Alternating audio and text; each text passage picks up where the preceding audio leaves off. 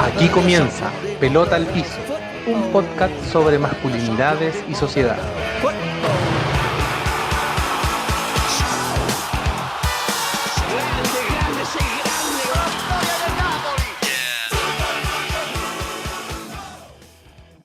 Amigos y amigas, sean todos bienvenidos, bienvenidas a un nuevo programa de Pelota al Piso, un podcast de masculinidades y sociedad que hemos venido haciendo durante este tiempo de cuarentena y pandemia, acá en la región chilena.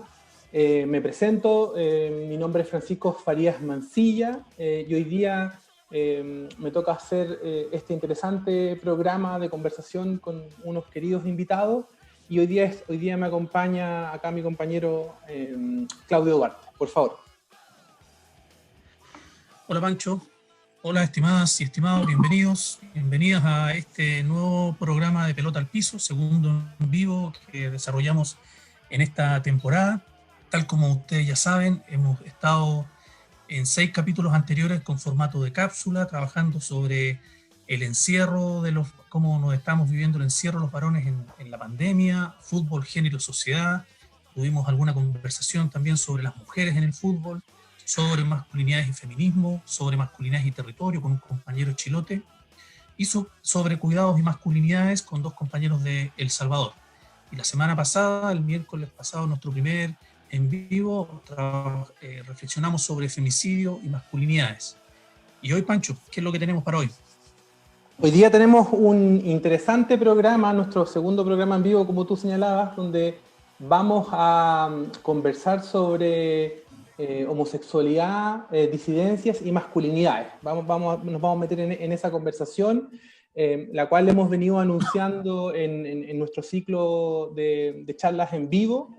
Recuerden nuestras redes, a quienes nos están viendo ahora por nuestro Facebook Live, tenemos precisamente nuestro fanpage, nuestra página, de esas que ustedes le pueden colocar me gusta, se llama Pelota al Piso, ahí nos pueden encontrar, vamos ahí constantemente alojando lo que vamos produciendo, a veces compartimos algunos materiales que son bien interesantes de observar, y también tenemos un Instagram, Pelota al Piso, donde más o menos hacemos lo mismo que en Facebook. Y todo el material que nosotros hemos ido produciendo lo colocamos en nuestra cuenta de YouTube, también para quienes les acomoda más ese formato. Y también nos pueden encontrar en Spotify. Entonces, si hago una pequeña síntesis, estamos en Facebook, Instagram, Spotify y YouTube. En todos esos espacios virtuales nos pueden encontrar. Y el objetivo de lo que vamos a conversar hoy día tiene que ver básicamente con problematizar las construcciones de masculinidades. Que es un poco el ejercicio que hemos venido haciendo con diferentes interlocutores, interlocutoras, con diferentes aproximaciones. Y hoy día vamos a interrogar a las masculinidades con 2 compañeros concretos, desde su experiencia, sus trabajos, sus saberes, sus preguntas. Y el espíritu que hay en el equipo de Pelota al Piso es que este material sea un conjunto de herramientas para los procesos educativos que ustedes están desarrollando a nivel personal, familiar, con amigos, en sus organizaciones sociales, políticas, en fin. Creemos que es un buen tiempo. Nuestra apuesta educativa espera contribuir con herramientas sencillas para gatillar conversaciones que apunten hacia la transformación de nuestra sociedad y particularmente de las relaciones de género. Claudio. Gracias, Pancho. Tal como recién tú señalabas, entonces el asunto que nos convoca hoy día a la reflexión tiene que ver con homosexualidades, disidencias y masculinidades.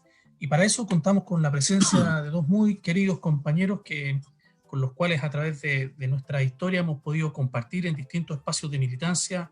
Ambos estuvieron alguna vez con nosotros en el colectivo Poroto y nos hermanan otras acciones y otras tareas y preocupaciones. Nos acompaña Nahuel Yáñez.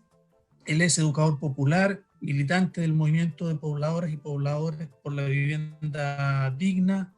Hola Nahuel, ¿cómo anda? Hola. ¿Cómo estás? Gracias Bien, por venir. Gracias por invitarla a verla. Así que gracias a ustedes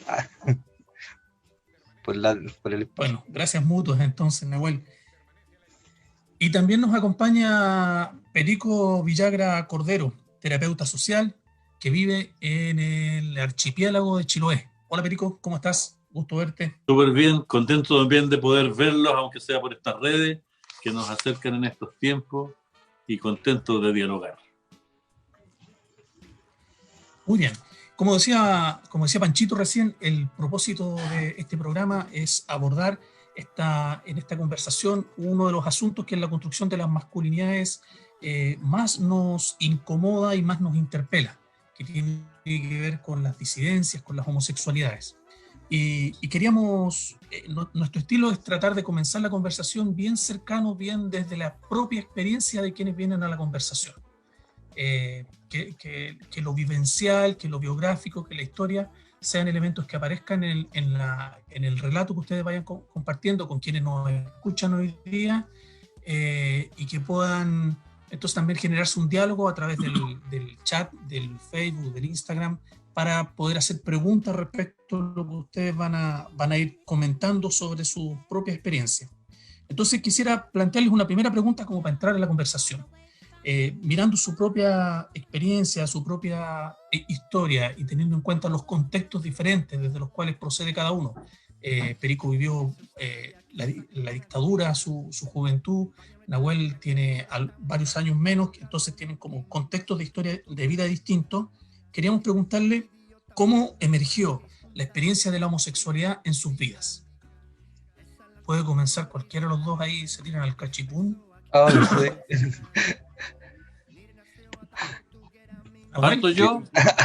¿Quieres partir tú, Perico? Ya, mira. Cuando yo me enamoré conscientemente de un hombre, el tema que estuvo en el discernimiento era si quería vivir con él, si quería hacer un quiebre muy profundo, casi estructural en mi vida respecto de lo que estaba viviendo hasta esa fecha, y si quería armar un proyecto de vida con otro hombre. No recuerdo yo de haberme preguntado si era o no era homosexual. Creo que la práctica de la vida y del amor entre los dos nos categorizó socialmente, pero mi interés personal era si yo me quería regalar la oportunidad de, en vez de amar a todo el mundo, amar a una sola persona, excluyentemente también, como desde un sentido de pertenencia. Y ha sido súper interesante porque en mi juventud acompañé un colectivo de homosexuales, y yo el otro día nomás dije en una conversa que ese acompañamiento a mí me ayudó mucho a poder poner los pies sobre una forma de vida. No sé, yo personalmente no podría llamarla opción porque no tengo la opción de ser yo o no ser yo, ¿no? Creo que esto se asume mucho más interiormente y se revienta en lo cotidiano de la vida, se va expresando de una u otra manera. La disidencia la vivo desde cabrito, desde joven, como de contraconstruir, de la contracultura y de revolucionar los procesos, sobre todo que afecten a la gente, a la historia, al pueblo, a las organizaciones.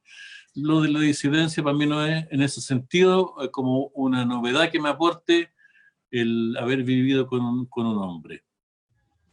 Y no sé, así yo creo que se asoma en mí el homosexualismo en mi vida. Perfecto.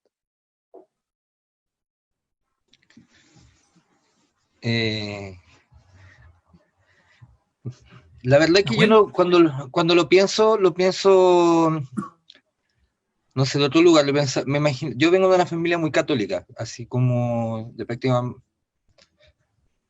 y como que la sola idea de la homosexualidad o de ser homosexual o de que no cumplir con lo que se supone que te tiene que gustar, como que era un tema súper tabú, porque a mí, que en algún momento empecé a tomar conciencia de que en realidad no estaba dentro de lo que, que supuestamente tenía que ser, o sea, que me gustara la mujer y qué sé yo, pero también me obligué a tomar una actitud distinta. Estoy hablando cuando tenía desde los 15 años en adelante, cuando ya tu sexualidad me empieza a aflorar, y creo que eso también fue en muchos aspectos muy negativo, como lo pienso porque a nivel personal, así como individual, como mis sensaciones y emociones, como el asumirlo fue un proceso doloroso igual, pues, como de sensación de, como previamente hacer el duelo y después hacer el duelo, porque además es un proceso que no termina, siempre estás saliendo del closet, como según, dependiendo del contexto, siempre estás saliendo del closet.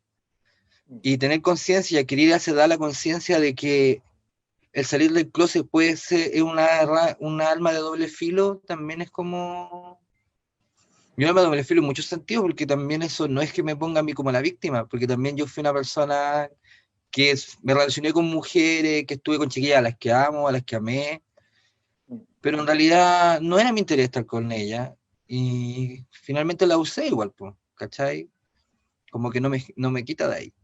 Como que también ahora lo he podido reflexionar y creo que es un proceso que socialmente te hace asumir como hombre los costos personales, pero también con la comunidad que te relaciona, porque se quiebran relaciones, se construyen nuevas relaciones, sin, como por querer proteger, podía abusar de otras personas, por querer protegerte, termináis tú victimizando a otras personas, terminando así como el periodo de la edad entre los 15, 19 años, como que esos elementos, como que eso me pasaba cuando empecé ya a asumir realmente qué era lo que me gustaba.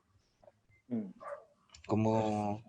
Y que ahora así como a la perspectiva del tiempo lo puedo ver de esa forma. Que sí, porque en algún punto también me victimicé. ¿Cachai?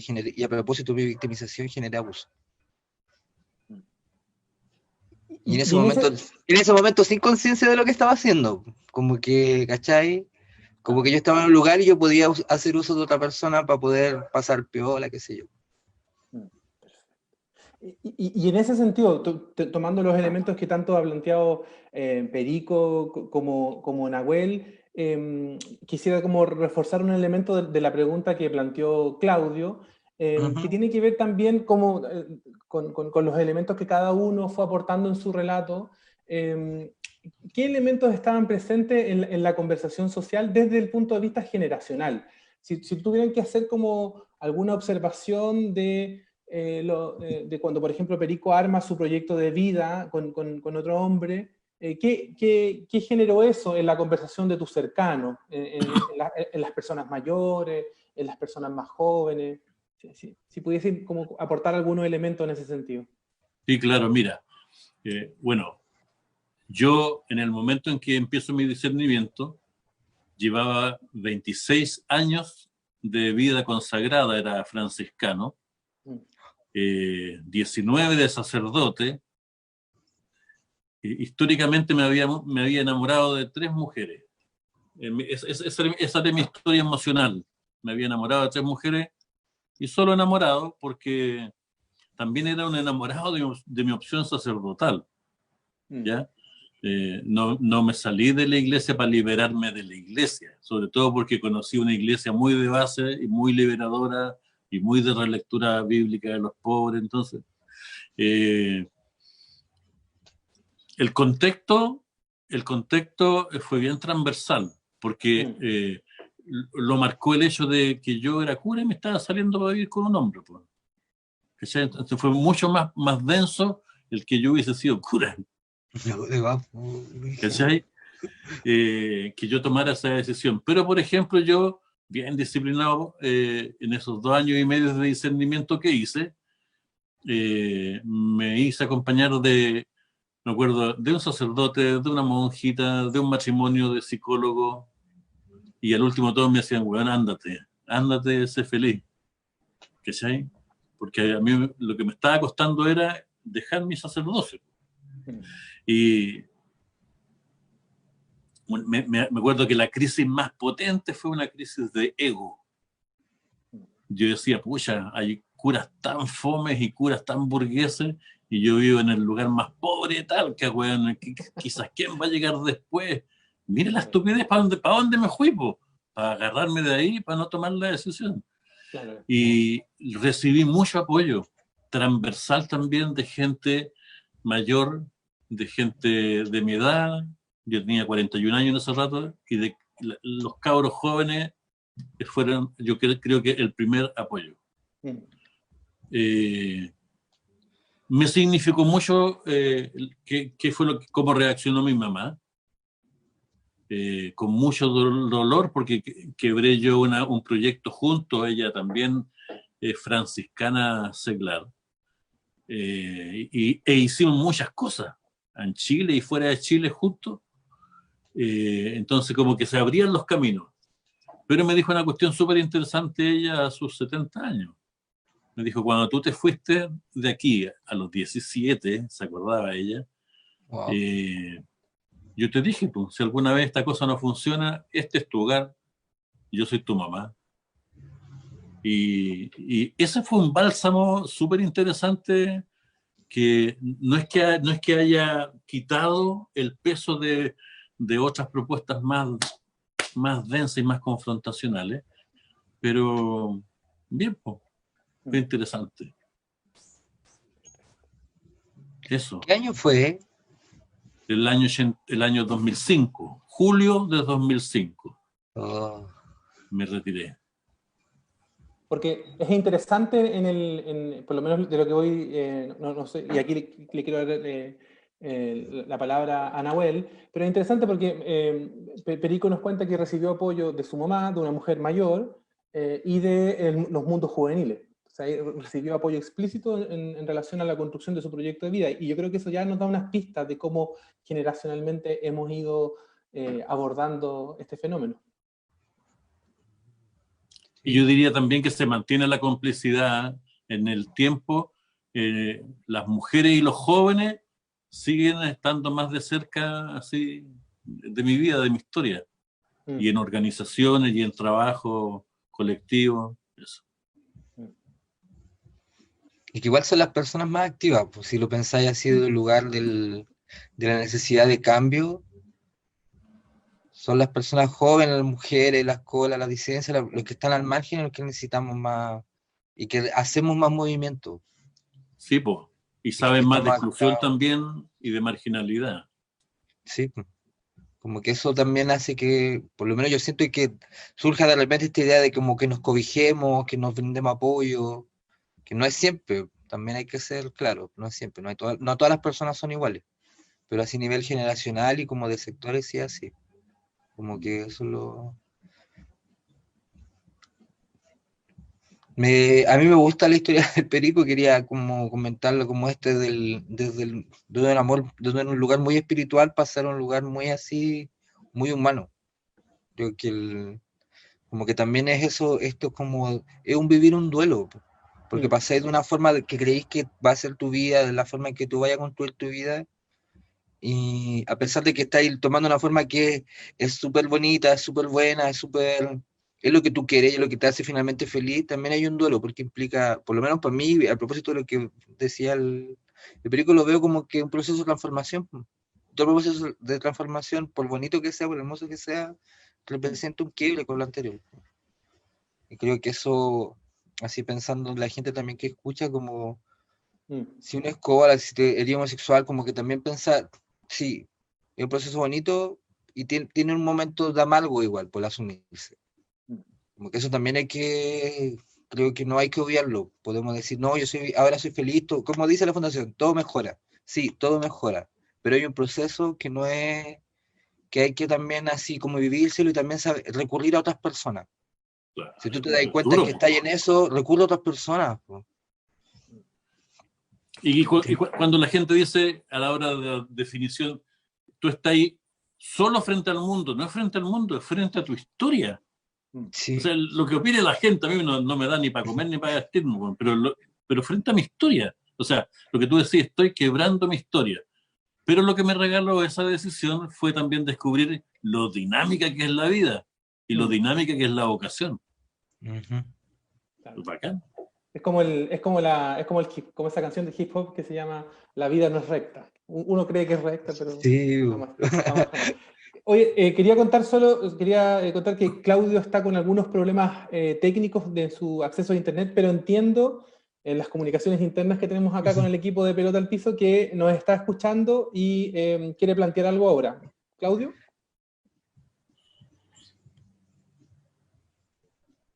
Sí, en esa misma línea de que voy a ver si puedo conectar la cámara y no se me cae la señal, un ratito. En esa misma línea de que refería Pancho recién respecto de esta canción de La vida no es recta. También dentro de las personas que han ido asumiendo su homosexualidad, se ha construido, a propósito de lo que Martín señalaba, no todas las personas son iguales, una cierta mirada como esencialista respecto de la homosexualidad, como si fuera necesariamente lo alternativo al patriarcado o a la dominación de género. Sí.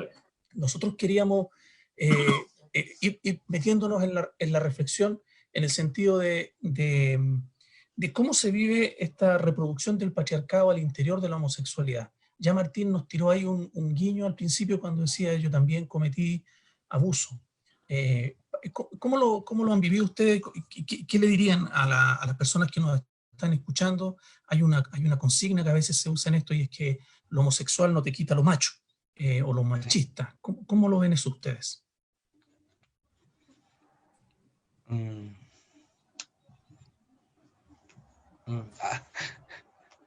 A ver, yo diría lo siguiente, para mí el patriarcado es una estructura, entonces está presente en todos los ámbitos, y el machismo es una cultura, que puedo tenerla o puedo no tenerla, pero lo cierto es que, por ejemplo, al interior de la comunidad, nosotros tenemos serios temas respecto de cómo nos relacionamos y de las categorías que nos ponemos. Y nosotros vemos, por ejemplo, organizaciones como Iguales, por ejemplo, que busca a través de la invisibilización, la aceptación en un mundo que ellos necesitan, que es el mundo comercial o el mundo neoliberal. O sea, el que uno sea homosexual no le quita en nada que pueda ser un sano hijo del patriarcado. Y el proceso de deconstrucción machista tiene que ser igual también. Por eso que uno se puede vincular con otros hombres que no son homosexuales en trabajos de deconstrucción. Porque este es un trabajo súper colectivo. Es una urgencia súper colectiva. No te salva de nada en el mundo del patriarcado ser homosexual. De nada. Tú podías reproducir todo a nivel económico, a nivel espiritual, a nivel... O sea, podías usar poder solo por ser hombre. Solo por ser hombre.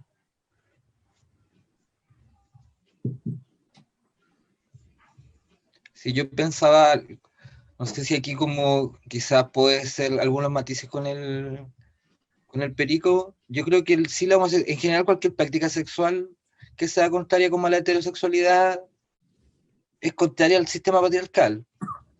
Como tiene una potencialidad, mejor dicho, tiene una potencialidad Eso sí. como de esa, tiene una potencialidad. Yo lo pensaba como a propósito del proceso como de salida del closet. Yo leí un texto de Lelio Gallardo que a mí me hizo así, como que decía esto mismo, que hay una potencialidad con respecto a las prácticas sexuales como contraria a la estructura del patriarcado heterosexual.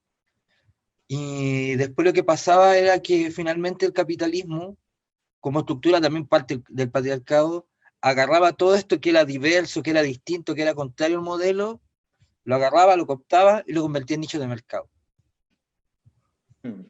Y toda la potencialidad creativa, de transformación, de diversidad de estéticas, sexuales, políticas, eventualmente la agarraba al mercado, decía, oh, mira, aparece esta figura y pum. Y lo vuelvo en práctica de consumo. Los cuerpos masculinos como representación de la homosexualidad. Que los primeros años tienen la consecuencia que es súper así como para la gente ver el cuerpo muy masculinizado, decir, oh, y así son los homosexuales, en una época del prejuicio que el homosexual tenía que ser de una sola forma. Hasta que llegamos a la contradicción de que se busca que la cultura, así como las comunidades gay, así, marca registrada, son cuerpos muy masculinos, muy con músculos, mucho ejercicio, cuerpos muy hegemónicos. y que en realidad también están vacíos de contenido y aparece el machismo. La mayoría de esos cuerpos son como así, no busco masculino por masculino, ¿cachai? Así como la idea del macho, como esta, no sé, como no sé si un arquetipo, si lo que prima es el arquetipo o la idea de la masculinidad hegemónica, pero como una búsqueda de algo, de ser blanco, no, es más bien lo arquetípico, como lo blanco, lo con dinero, poder, exitista. Como toda esta figura masculina contraria se terminó convirtiendo en una figura como llena de este contenido así, de lo que tiene que ser un hombre en la sociedad patriarcal capitalista. Que tiene que ser un güey que te gane plata, que le vaya bien, que tenga un buen cuerpo, que se coma, en este caso, no a todas las mujeres, sino a todos los hombres, como que sea súper deseado. ¿No? O sea, como que ahí hay un traslap igual. Sí, es interesante lo que plantea Nahuel, porque me hiciste pensar como en hartos procesos de cooptación que hace la capitalista y patriarcal en la que vivimos. Por ejemplo, cuando ahora a través de los medios de comunicación uno puede leer que todos se autodefinen como primera línea, y la primera línea en la protesta social chilena, para quienes nos están viendo fuera de esta región, la primera línea era una línea de la protesta que tenía enfrentamiento directo con la policía, y era de contracultura. Y ahora los medios de comunicación toman ese concepto. Yo lo he visto en publicidad de venta de celulares, cuando se hacen notas periodísticas para definir un cierto sector, y todos se lo están atribuyendo, pero en la misma lógica de vaciar de contenido.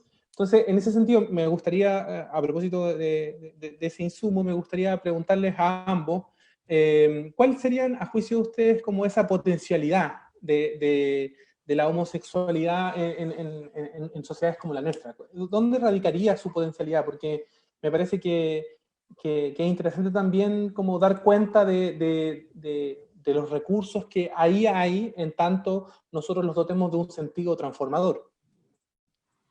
A ver, tomando en cuenta que el género es un instrumento que se crea para dominar y el mundo está en manos de machos que tienen el poder, la potencialidad yo la encontraría en la disidencia, pero que la disidencia es una acción política para cualquier, o sea, dentro de cualquier organización. La disidencia sexual es súper identitaria. Y es verdad lo que dice el Nahuel, pues, o sea, ¿cómo domesticamos al Che Guevara? Pongámoslo en las poleras. ¿Y cómo domesticamos el homosexualismo o el poder de la disidencia homosexual? No sé, pues hagamos tiendas para que ellos se endeuden también como el resto y no sean diferentes. O sea, terminan domesticando, invisibilizando, y yo creo que la potencialidad está en que somos diferentes a los que hegemónicamente hoy día tienen el poder. Esa es una potencialidad.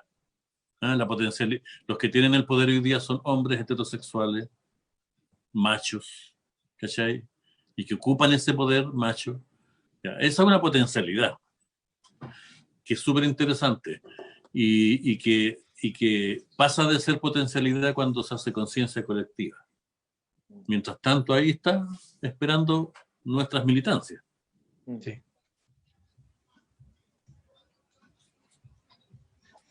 Yo lo que veo así como una potencialidad, disculpa, como, a propósito, para agarrarme de lo que decía el Perico, tiene que ver con el tema de las militancias y de la disidencia, como de la organización, de la comunidad, del cómo te agrupáis y trabajáis con otras personas. Porque finalmente cuando te dices disidencia es en relación a algo.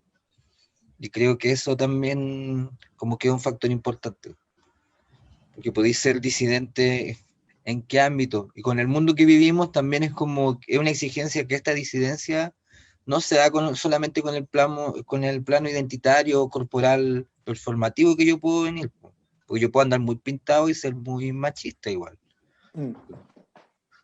Sino que tiene que ver cómo nosotros nos estructuramos y agrupamos también en nuestro plano y experiencial como de organización, de transformación, todo lo que sucede en el mundo, cómo ser disidente a la explotación animal, cómo ser disidente a cómo el patriarcado ha dominado mi cuerpo, o nuestros cuerpos, como así, un montón de esferas que lo podríamos también trabajar. Como que eso también creo que uno es disidente finalmente contra el sistema que nos oprime. Creo que en los espacios hay un tema de potencialidad que se puede convertir efectivamente en un trabajo concreto desde el ser cola, como que tiene que ver con cómo también te agrupáis con otros hombres.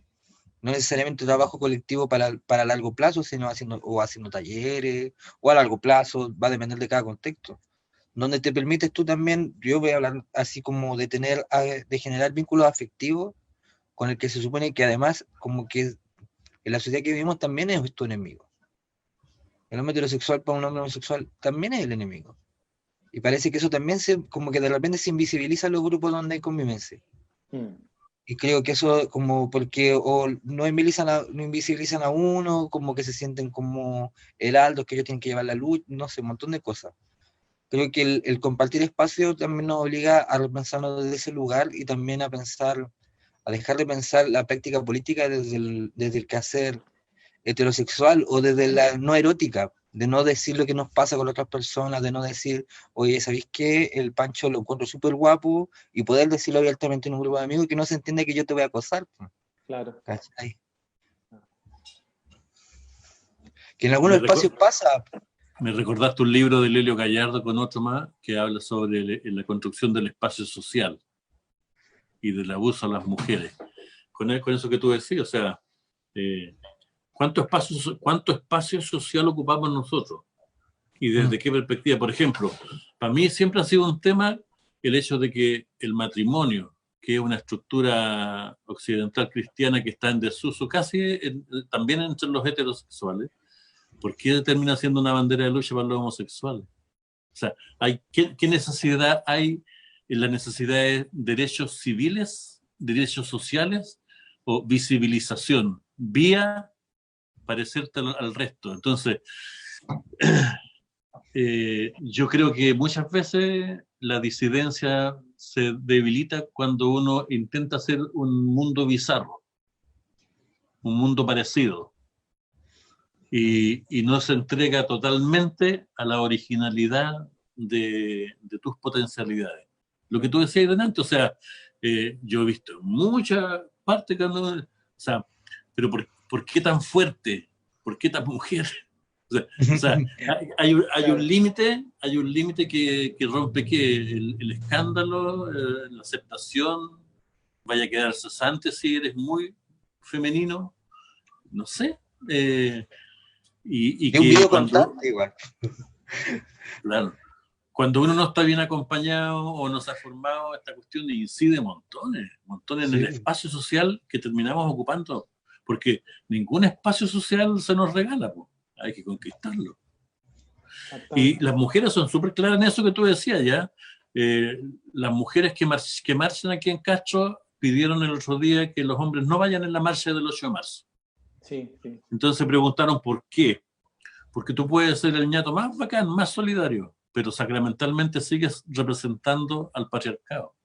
Aunque no seas un hijo sano del patriarcado, lo sigues representando. Y en la práctica muchos también, porque muchos hombres en organizaciones de mujeres terminan dando la última palabra, terminan aconsejando, y a nosotros nos cuesta lo que tú decís, descubrir en el heterosexual como un enemigo ideológico o político para nuestra identidad.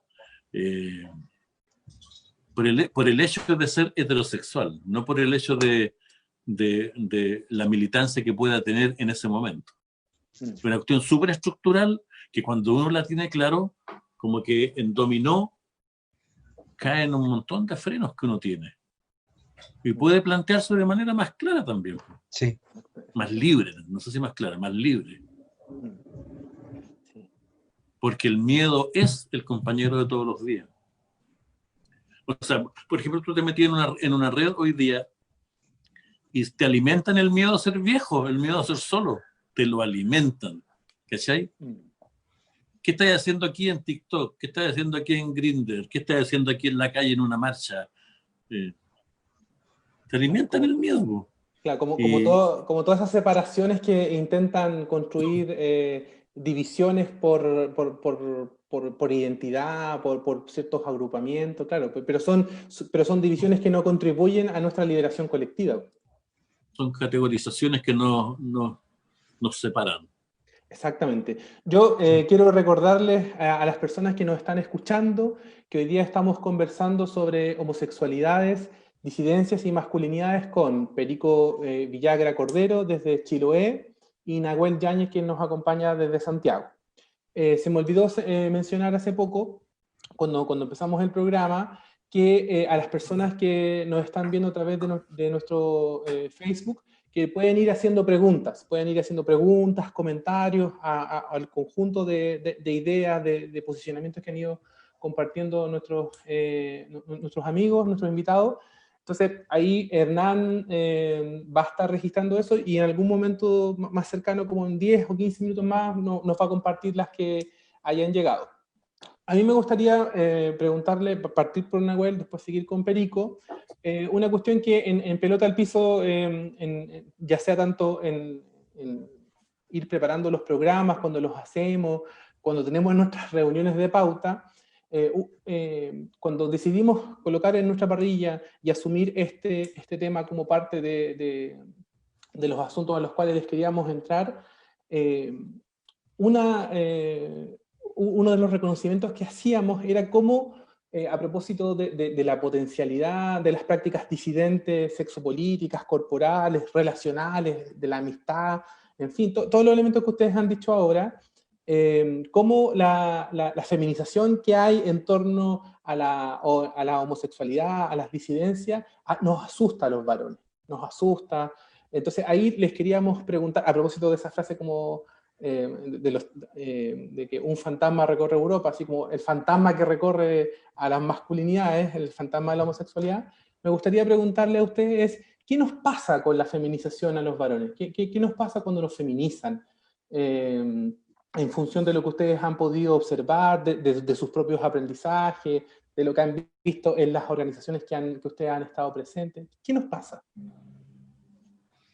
A mí lo que me pasa cuando hablan así como del tema de la feminización y los miedos tiene que ver, como en mi caso particular, yo creo que partió como por misoginia interiorizada, como asumir que efectivamente me daba miedo ser una mujer, como que parece, sin saberlo ya sabía de que el ser una mujer era un peligro. Y ponerme en situación de peligro era yo creo que a veces, también en muchos momentos sigue siendo una situación así, porque yo actúo creo que, y me he dado cuenta que a veces actúo de una forma en un espacio y actúo, suelto el género en otro espacio. Sí, y me siento más tranquilo y fluyo más, y cuando estoy en confianza yo suelto el género, porque me da miedo. Tengo una experiencia así como del terror, me trataron de matar una vez en el Parque Almagro, y me da miedo, literalmente me da miedo. ¿Cachai? Y creo que a la mayoría por lo menos de la gente que yo conozco, de verdad le da miedo. Pero también creo que de repente jugar con lo femenino, asumir que uno, como que esos elementos conviven con uno, está bacán. Pero también creo que es un riesgo también, como de todas las cosas, como asumir la feminidad como lo único efectivo y efectivamente revolucionario, también es un riesgo.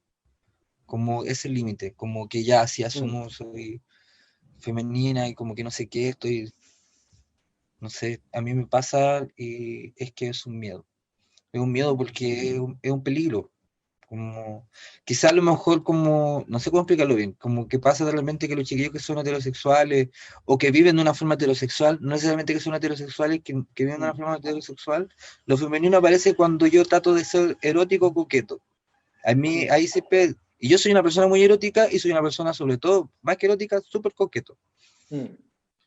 Y está ese miedo y ese juego. Porque ahí aparece lo que los otros hombres ven como una feminidad. Y yo no lo siento así, pues yo siento mi cuerpo fluir, ¿no?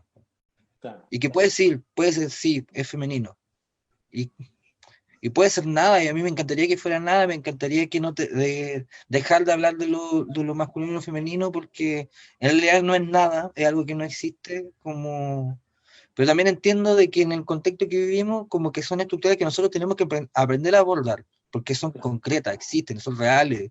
Yo me he visto como me he visto, me veo como me veo, porque vivo una estructura que, aun cuando es social, es real, tiene implicancias prácticas, y que refiere a mi cuerpo, pero no solo a mi cuerpo, solo cómo hablo, cómo me muevo, cómo me río. También me pasa, no sé si al perico también le pasa, que cuando, lo que le comentaba recién, de que uno siempre está saliendo del closet, que uno siempre está saliendo del closet. Y cuando uno sale del closet, la gente empieza a notar ciertos gestos que antes no había notado de ti. Y me lo han comentado, y yo también he visto así cambios como de actitudes de las personas. Y una cosa que me da terror cuando salí del closet, así saber de que ese cambio podía pasar. Ahora lo asumí, entiendo que hay gente que en realidad mejor que echado de mi vida que no esté. Pero como, no sé, creo que hay un tema ahí. Sí, interesante, interesante. ¿Perico? Yo, mirado desde el mundo heterosexual, el mundo macho es súper competitivo. Y mirar a otro hombre feminizado, para ellos es la pérdida de un aliado, por un lado. La pérdida de fuerza social, pero también no lo había pensado, sí. ridiculizar su propia estampa social. ¿Claro? Como reírse de su estampa social.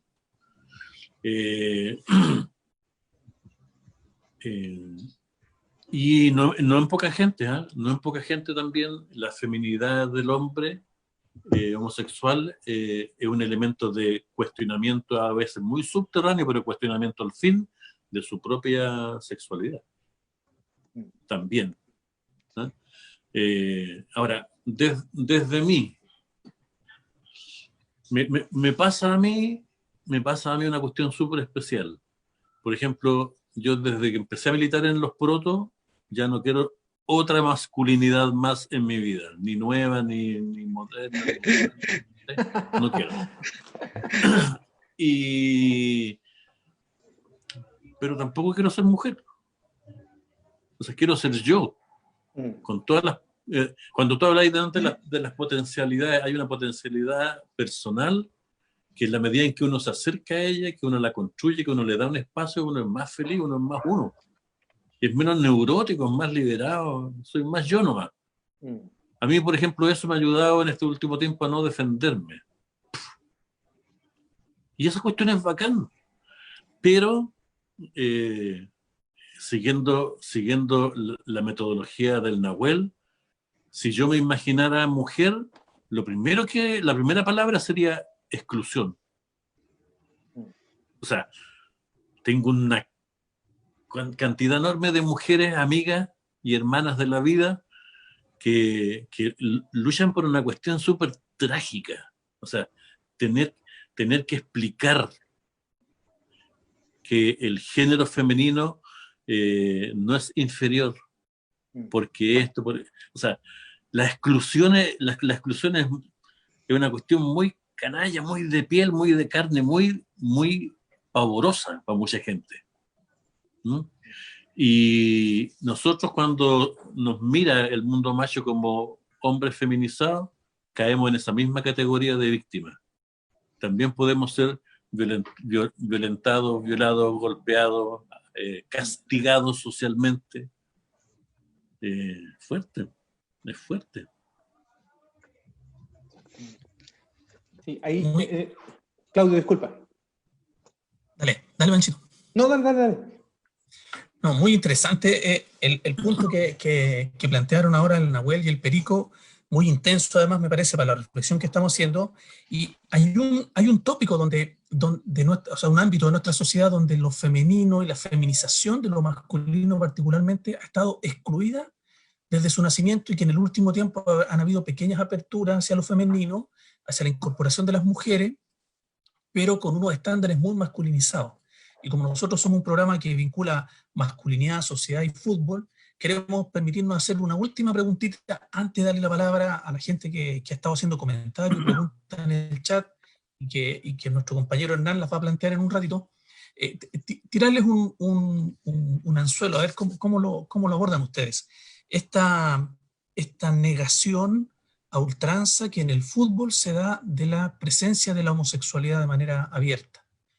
Hace pocos días comentábamos el otro día preparando este encuentro que un futbolista en Inglaterra la semana pasada escribió una carta anónima a varios medios de prensa, a varios medios de comunicación, asumiendo su homosexualidad, pero diciendo: no voy a decir mi nombre, porque si digo mi nombre voy a ser excluido inmediatamente de mi equipo de fútbol y todo el ambiente del deporte. ¿Sí? Entonces, ustedes, desde su experiencia, puede que estén cerca del fútbol, pueden que estén lejos, ¿cómo lo miran? ¿Qué dirían sobre esta fuerte exclusión, usando el término que planteaba el Perico recién, que se da respecto de la presencia de la homosexualidad de personas que se asumen homosexuales o disidentes sexualmente en el ámbito del fútbol?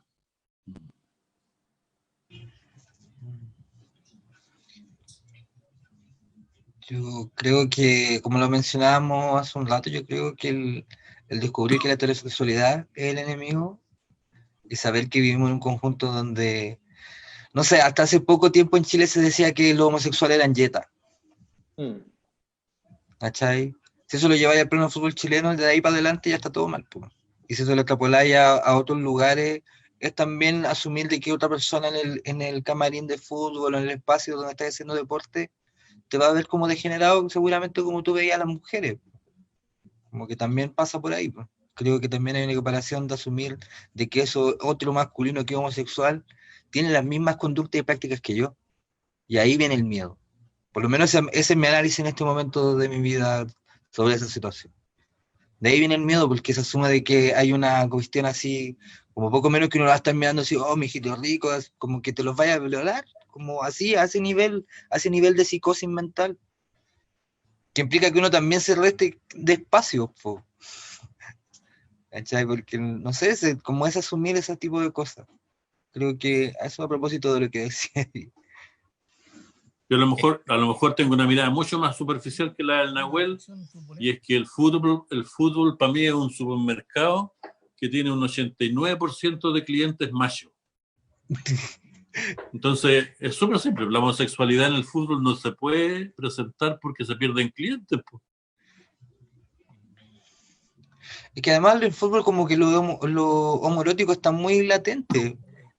Como si somos personas viendo a 11 jóvenes muy guapos, con cuerpos muy deportivos, corriendo en un campo de fútbol, donde sus cuerpos es lo que más se nota, y pareciera que queremos que los que jueguen ahí sean los hombres más hombres. Claro, pero es un relato de quién. Ese es el tema, pues, es un relato de quién, porque el 89% de clientela macha no va a tener ese relato, pues. No va a tener ni siquiera esa observación. Claro, pero también creo que tiene que ver con cómo opera también el mundo en el que vivimos. Que de repente hay relatos que no son necesariamente explícitos, que son latentes, claro. También. Vivimos en una cultura que también el rol del hombre masculino, del hombre deportista, juega un rol central, no de ahora, no es una cuestión nueva. Y de manera soterrada, como que de repente como que se trata de obviar, pero finalmente es un culto a la masculinidad también el fútbol. Porque tiene que ver con cuerpos que le ganan a otros cuerpos. Son nuestros gladiadores modernos. Y creo que eso de repente se obvia. Quizá yo me voy mucho en la rama, porque es una cuestión que también en algún momento yo solo me excluí de ese espacio, así como del fútbol. Y la verdad que me gusta mucho ver fútbol, disfruto mucho viendo fútbol. Y te estoy hablando que disfruto de ver fútbol hace quizás 3 años máximo, así de disfrutar mucho viendo fútbol, de ver partidos y de no sentirme incómodo. Creo que que una estructura, sobre todo en la cultura de nosotros, el fútbol es súper hegemónico, como parte del relato del ser hombre heterosexual, que te gusta el fútbol. Aun cuando haya hombres heterosexuales que no les gusta el fútbol. Pero ahí aparece de repente otro deporte. ¿Cachai? Como que... Por lo menos yo lo pienso de ahí, vengo así, tengo mucha gente conocida que es futbolera, como que un elemento así muy importante. Además, hubo una época cuando yo era más chico que muchos colas, como le empezó a salir del closet, también andaban mucho con camisetas, sobre todo de la Chile. Muy chunchos todos. Como para así. Porque también una suerte de validación social. No digo que al 100% o de manera consciente, pero sí operó de esa forma. No creo que haya sido una decisión así racional que dijimos, pero si nosotros vemos las consecuencias así a la lejanía, y también estudié historia, así como que tiendo a hacer ese ejercicio. Si uno lo ve a la lejanía, como que operó de esa forma. Tenía un montón de chiquillos que son cola y que en realidad el proceso de salir del closet fue por medio de los cabros del fútbol, fue también una estrategia de ponerse la camiseta para que no les pasara nada en la calle. Por lo menos yo lo veo a los cabros con los que yo me juntaba, también así Muy como... potente. En nuestro equipo...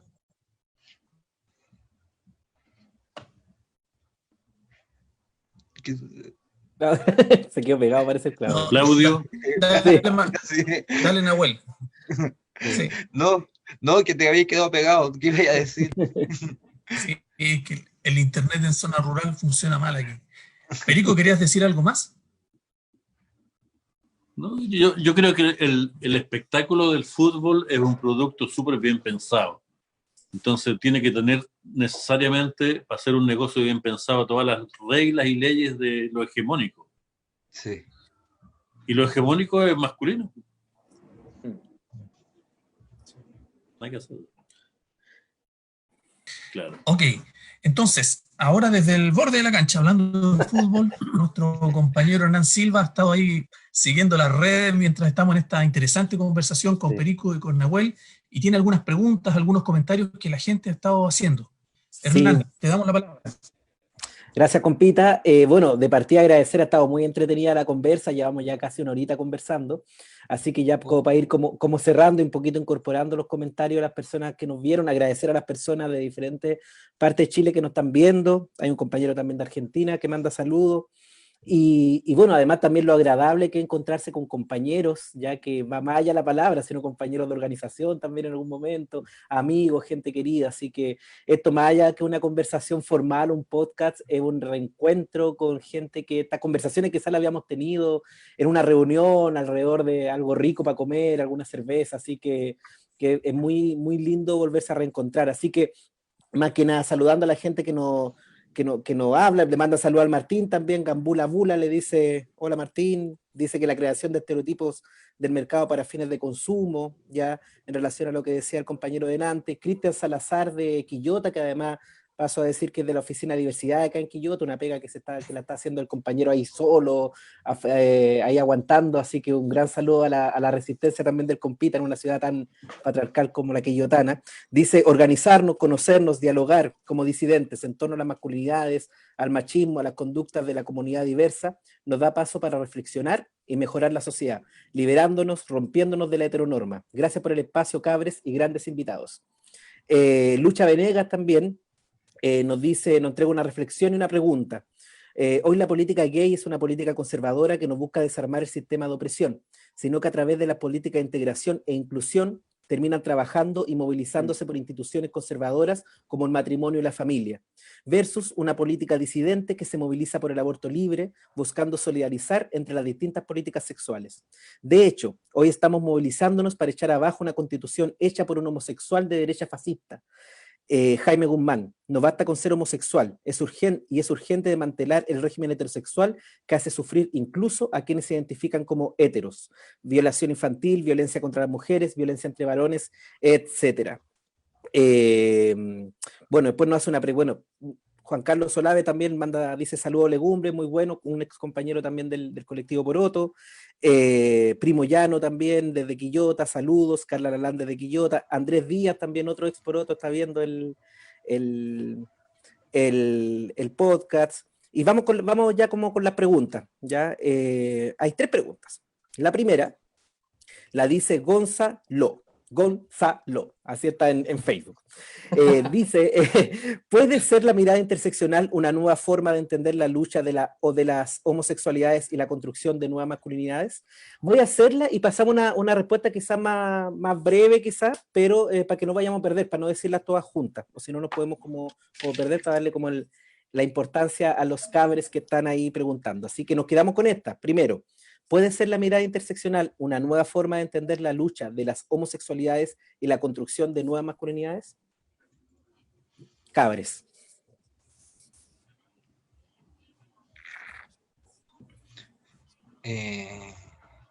A mí me deja pillo con lo de interseccional, no sé lo que es.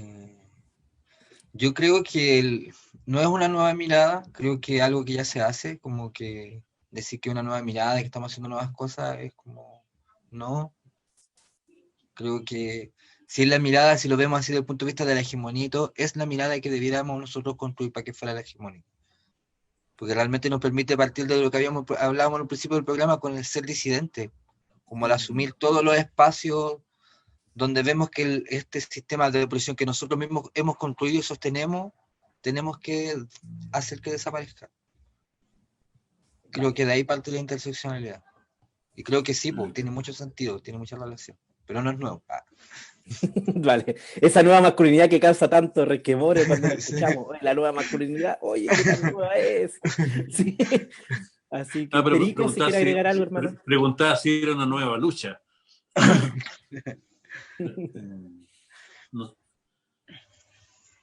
No tengo nada, es que yo no sé lo que es interseccional, no sé a lo que se refiere. Capaz que sepa el concepto, o sea, el concepto no lo sé. Es cuando se cruzan los planos de opresión, cuando, por ejemplo, eres mujer, negra, indígena, se van cruzando distintos planos de opresión. Ya. Es como la idea de que todo está contenido en todo, pero de distinto modo. Sí. Es justamente eso. Ahí el Pancho hizo un resumen. Buena, Pancho. Yo creo que un homosexual en Latinoamérica, bajo un gobierno de derecha, incluye hartas intersecciones de opresión, de exclusión, de invisibilidad, de precarización. Y claro que yo pienso que tiene que ser un concepto desde dónde la nueva lucha también, yo creo. Porque eso nos permite... ¿Aló? Sí, te estamos escuchando. Te estamos escuchando. Se te fue el video, pero ahora volviste. Porque eso nos permite también vincularnos con la gente que no es homosexual, pero que está en el mismo nivel de opresión, aunque desde otro ámbito, con la misma experiencia de invisibilización o de precarización, aunque sea en otro ámbito.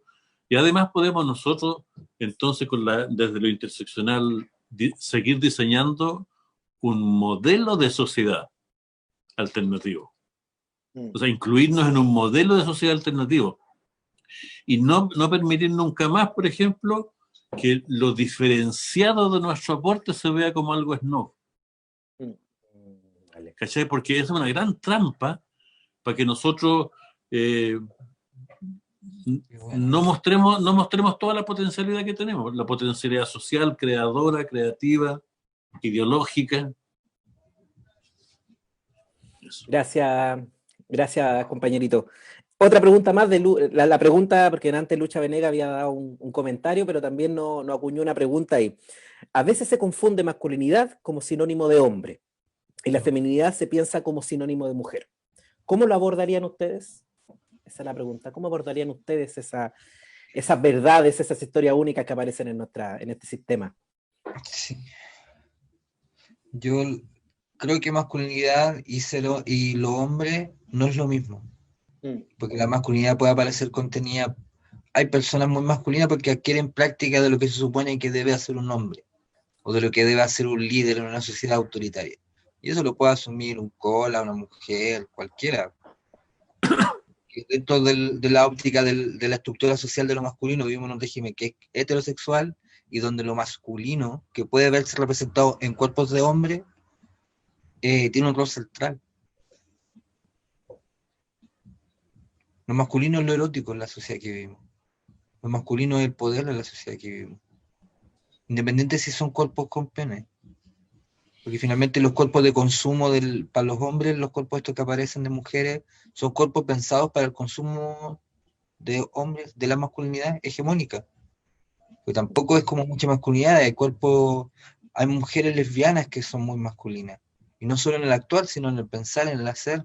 Hay sujetas y sujetes políticos que trabajan desde las disidencias que también tienen actuales muy masculinos, pensando en lo masculino desde esta construcción social de lo autoritario, de lo asimétrico, de dominación, de opresión, que lo masculino es lo que ejerce eso, lo que no necesariamente es ser un hombre, pero que la sociedad que vivimos, como está ligado el género con el cuerpo, hay una relación ahí que fluye, como que podrían funcionar como sinónimos, pero hay una delgada línea, por lo menos si yo lo entiendo. Perfecto. Gracias, Martín. Perico. Yo apostaría en ese sentido, que apostaría a que sea lo más fluido posible en uno, porque lo masculino y lo femenino son invenciones para subyugar, para someter, y por el fenómeno del acaparamiento de poder en lo masculino, ¿cierto? Es lo masculino en lo que somete a lo femenino. Entonces una cosa es ser hombre y ser mujer, y otra cosa muy distinta es que yo me permita asimilar en categorías, ¿cierto?, lo masculino a lo hombre y lo femenino a la mujer. Eso diría yo. Gracias, Perico. Bueno, lo que dijo el no, bacán. Sí. Oye, grande, Perico. Y otra pregunta nos llega desde la colectiva feminista Cuyén. Carlita Colores nos pregunta: ¿cómo ves la situación de las disidencias sexuales en el proceso de cambio constitucional?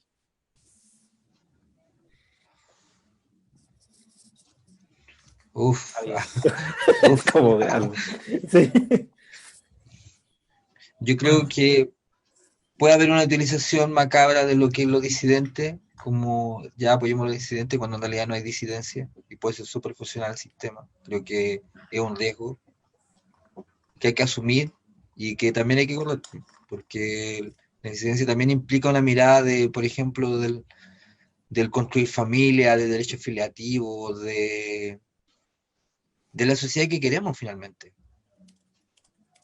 Porque también tenemos una constitución que es muy heterosexual. En general las constituciones son muy heterosexuales, pues están pensadas para la reproducción de la familia, y no de cualquier familia, sino de la familia constituida por hombre y mujer. ¿Cómo que eso? Gracias, Martín. Perico. Yo paso con esa respuesta. ¿Pasáis con esa respuesta? Ya. Sí. Bacán. Ya, la última pregunta, como para ir cerrando, y de nuevo agradecer a las personas que nos han estado acompañando por este largo rato, así que bacán que se hayan quedado las preguntas, agradecemos las preguntas.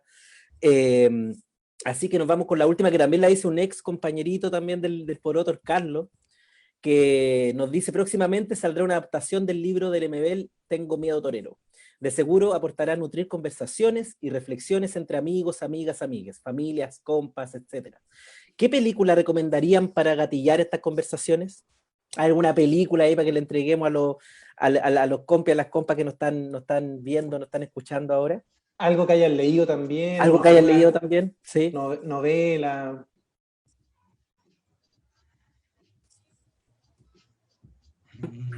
Qué difícil. El Carlos.